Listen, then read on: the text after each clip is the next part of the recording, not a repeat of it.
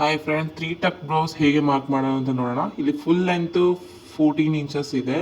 ಅದಾದ್ಮೇಲೆ 5 inches shoulder, ಅದಾದ್ಮೇಲೆ 5 inches arm hole down mark ಮಾಡಿದ್ದೀನಿ. ಚೆಸ್ಟ್ ಎಷ್ಟಿದೆ ನಿಮ್ದು ಮಾರ್ಕ್ ಮಾಡ್ಕೊಳ್ಳಿ, 1/4 ಮಾಡ್ಕೊಳ್ಳಿ. 8 ಇದೆ ನಂದು. ಸೊ 2 ಇಂಚಸ್ ಎಕ್ಸ್ಟ್ರಾ ಮಾರ್ಕ್ ಮಾಡ್ಕೊಳ್ಳಿ. ಅದಾದ್ಮೇಲೆ ಜಾಯಿಂಟ್ ಮಾಡ್ಕೊಳ್ಳಿ. ಅದಾದ್ಮೇಲೆ ವೇಸ್ಟ್ ರೌಂಡ್ ಎಷ್ಟಿದೆ ಅದನ್ನ 1/4 ಮಾಡ್ಕೊಂಡು ಮಾರ್ಕ್ ಮಾಡ್ಕೊಳ್ಳಿ. 2 ಇಂಚಸ್ ಎಕ್ಸ್ಟ್ರಾ ಮಾರ್ಕ್ ಮಾಡ್ಕೊಳ್ಳಿ. ಅದಾದ್ಮೇಲೆ ಜಾಯಿಂಟ್ ಮಾಡಿ. ಆ 2 ಇಂಚಸ್ ಏನಿದೆ ಅದನ್ನ ಜಾಯಿಂಟ್ ಮಾಡಿಕೊಂಡು ಸ್ಟ್ರೇಟ್ ಲೈನ್ ಕೊಡಿ. ಈಗ ನೆಕ್ ವಿಡ್ತ್, ಈಗ ಆರ್ಮ್ ಹೋಲ್ ರೌಂಡ್ ಅನ್ನೋದು 1 ಇಂಚ್ಗೆ ಕರ್ವ್ ಲೈನ್ ಹಾಕಿ ರೌಂಡ್ ಶೇಪ್ ಕೊಟ್ಬಿಡಿ. ಅದಾದ್ಮೇಲೆ ಬ್ಯಾಕ್ ನೆಕ್ ಲೆಂತ್ 11 ಇಂಚಸ್ ಕೊಟ್ಟಿದ್ದೀನಿ. Shoulder width 2.5 inches, neck width 3 inches. ಅದನ್ನ ಕ್ರಾಸ್ ಆಗಿ ಜಾಯಿಂಟ್ ಮಾಡ್ಕೊಳ್ಳಿ. ಅದಾದ್ಮೇಲೆ 1/2 ಇಂಚಸ್ ಕರ್ವ್ ಲೈನ್ ಹಾಕೊಳ್ಳಿ. ರೌಂಡ್ ನೆಕ್ ಮಾಡ್ತಾ ಇದ್ದೀನಿ. ನಿಮಗೆ ಯಾವ ನೆಕ್ ಬೇಕು ಅದನ್ನ ಮಾಡ್ಕೋಬಹುದು. ಅದಾದ್ಮೇಲೆ 4 ಇಂಚ್ಗೆ ಮಾರ್ಕ್ ಮಾಡಿ 3 ಇಂಚಸ್ ಅಪ್ವರ್ಡ್ಗೆ ಜಾಯಿಂಟ್ ಮಾಡಿ. ಅದಾದ್ಮೇಲೆ 1 ಇಂಚ್ಗೆ ಇಲ್ಲದಿದ್ರೆ 1/2 ಇಂಚ್ಗೆ ನಾವು ಅದನ್ನ ಕ್ರಾಸ್ ಲೈನ್ ಆಗಿ ಜಾಯಿಂಟ್ ಮಾಡ್ಕೊಳ್ಳಿ. ಈಗ ಬ್ಯಾಕ್ ಪಾರ್ಟ್ ಆಗ್ಬಿಟ್ಟಿದೆ. ಈಗ ಅದನ್ನ ಕಟ್ ಮಾಡ್ಕೊಳ್ಳೋಣ.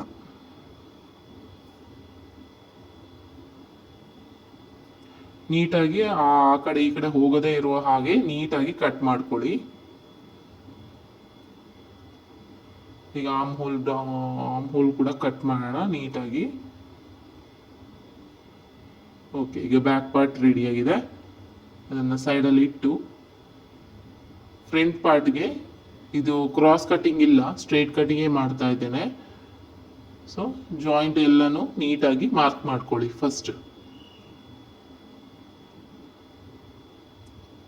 ಮಾರ್ಕ್ ಮಾಡಿ ತೆಗೆದ್ಮೇಲೆ ಆರ್ಮ್ ಹೋಲ್ ಡೌನು ಎಷ್ಟಿದೆ 5 ಇಂಚಸ್ ಇದೆ ಮಾರ್ಕ್ ಮಾಡ್ಕೊಳ್ಳಿ. ಅದಾದ್ಮೇಲೆ ಜಾಯಿಂಟ್ ಮಾಡ್ಕೊಳ್ಳಿ. Front arm hole curve 1/2 inches ಅದನ್ನ ಮಾರ್ಕ್ ಮಾಡ್ಕೊಂಡು ಕರ್ವ್ ಲೈನ್ ಕೊಟ್ಬಿಡಿ. ಅದಾದ್ಮೇಲೆ 1/2 ಇಂಚ್ ಇದು 3.5 ಇಂಚಸ್ ಮೇಲ್ಗಡೆ. ಅದಾದ್ಮೇಲೆ ಇನ್ನೊಂದು ಸೈಡ್ ಅಲ್ಲಿ 2 ಇಂಚಸ್ ಮಾರ್ಕ್ ಮಾಡಿಕೊಂಡು 3.5 ಇಂಚಸ್ ಗ್ಯಾಪ್ ಅಲ್ಲಿ ಕ್ರಾಸ್ ಲೈನ್ ಹಾಕೊಂಡು ಮಾರ್ಕ್ ಮಾಡ್ಕೊಳ್ಳಿ. ಅದಾದ್ಮೇಲೆ 3.5ಗೆ ಮಾರ್ಕ್ ಮಾಡಿಕೊಂಡು ಟಕ್ಗೋಸ್ಕರ 2 inches 1 inch mid point mark ಮಾಡಿಕೊಂಡು 2 ಇಂಚಸ್ ಅಪ್ವರ್ಡ್ ಮಾರ್ಕ್ ಮಾಡ್ಕೊಳ್ಳಿ. ಟಕ್ ಅಪ್ವರ್ಡ್ ಮಾರ್ಕ್ ಮಾಡಿಕೊಂಡು ಅದನ್ನ ಜಾಯಿಂಟ್ ಮಾಡ್ಕೊಳ್ಳಿ. ಇದು 32 ಇಂಚಸ್ ಬ್ಲೌಸ್. ಅದಾದ್ಮೇಲೆ ಅಲ್ಲಿ ಟಕ್ ಇಂದ 3 ಇಂಚಸ್ ಮಾರ್ಕ್ ಮಾಡ್ಕೊಳ್ಳಿ. ಮಿಡ್ ಪಾಯಿಂಟ್ ತಗೊಂಡು 3 ಇಂಚಸ್ ಮಾರ್ಕ್ ಮಾಡ್ಕೊಳ್ಳಿ. ಗ್ಯಾಪ್ ಅನ್ನೋದು 2 ಇಂಚಸ್ ಇರಬೇಕು. 2 ಇಂಚಸ್ ತಕ್ಕ ನಾವು ಮಾರ್ಕ್ ಮಾಡಿದ್ರೆ ಈ ಕಡೆ ಕೂಡ ನಮಗೆ 2 ಇಂಚಸ್ ಗ್ಯಾಪ್ ಅಲ್ಲಿ ಇರಬೇಕು. ಇದು 3 ಇಂಚಸ್ ಟಕ್ ಅದನ್ನ ಜಾಯಿಂಟ್ ಮಾಡ್ಕೊಳ್ಳಿ.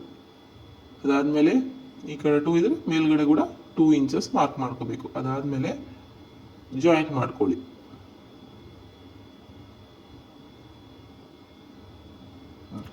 ಮಾರ್ಕ್ ಮಾಡಿ ಆದ್ಮೇಲೆ ಈಗ ಫ್ರಂಟ್ ಕರ್ವ್ ಇದೆ ಅಲ್ವಾ, ಅದನ್ನ ರೌಂಡ್ ಹಾಕಿ ಕರ್ವ್ ಲೈನ್ ಹಾಕಿ ಕಟ್ ಮಾಡಿ. ನೀಟಾಗಿ ಕಟ್ ಮಾಡಿ, ಆ ಕಡೆ ಈ ಕಡೆ ಹೋಗದೆ ಹಾಗೆ. ಈ ಪಟ್ಟಿ ಯೂಸ್ ಆಗೋದಿಲ್ಲ. ಪಟ್ಟಿ ನೀವು ಸೊಂಟ ಪಟ್ಟಿ ನೀವು ಸಪರೇಟ್ ಆಗಿ ಕಟ್ ಮಾಡಬೇಕಾಗುತ್ತೆ. ನೆಕ್ ಕರೆಕ್ಟ್ ಆಗಿ ನೀಟಾಗಿ ಕಟ್ ಮಾಡಿ. ಒಂದು ಚೂರು ಮಿಸ್ಟೇಕ್ ಆಗಿದ್ರು ಬ್ಲೌಸ್ ಕರೆಕ್ಟ್ ಆಗಿ ಬರೋದಿಲ್ಲ.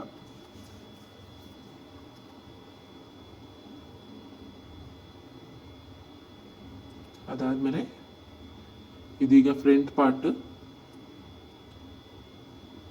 ಈಗ 2 ಇಂಚಸ್ ಟಕ್ ಇದೆಲ್ಲ ಅದನ್ನ ಬಿಟ್ಟು ಅದನ್ನ ಮೈನಸ್ ಮಾಡಿ ಬಾಕಿ ಎಷ್ಟಿದೆ ಅದನ್ನ ನೀವು ಮಾರ್ಕ್ ಮಾಡ್ಕೊಳ್ಳಿ. 3.5 ಆಮೇಲೆ ಲೆಂತ್ ಎಷ್ಟಿದೆ 2 ಇಂಚಸ್ ಮೈನಸ್ ಮಾಡ್ಕೊಂಡು ಲೆಂತ್ ಎಷ್ಟಿದೆ ಅದನ್ನ ಮಾರ್ಕ್ ಮಾಡಿಕೊಂಡು 2.5 ಇನ್ನೊಂದು ಸೈಡಲ್ಲಿ ಮಾರ್ಕ್ ಮಾಡಿ 3 ಇಂಚಸ್ ಕರ್ವ್ ಆಗಿ ಒಂದು ಸೈಡ್ ಮಾರ್ಕ್ ಮಾಡಿಕೊಂಡು ಅದಾದ್ಮೇಲೆ 2.5 ಅನ್ನಿ ಜಾಯಿಂಟ್ ಮಾಡ್ಕೊಳ್ಳಿ.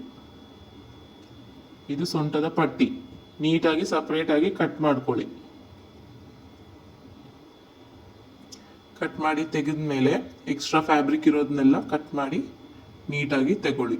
ಈಗ ಫ್ರಂಟ್ ಪಾರ್ಟ್ ಆಗಿಬಿಟ್ಟಿದೆ. ಈಗ ಸ್ಲೀವು